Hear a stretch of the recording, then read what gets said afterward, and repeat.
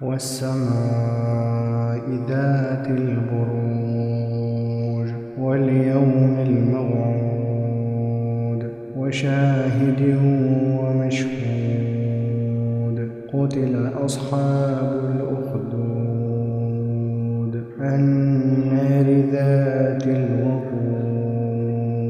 إذ هم عليها قعود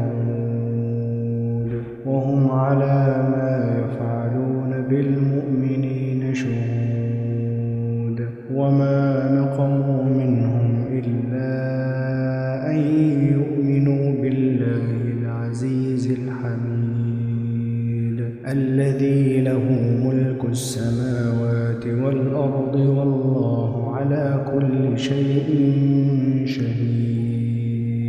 إن الذين فتنوا المؤمنين والمؤمنات ثم لم يتوبوا فلهم عذاب جهنم ولهم عذاب الحريق إن الذين آمنوا وعملوا الصالحات لهم جنات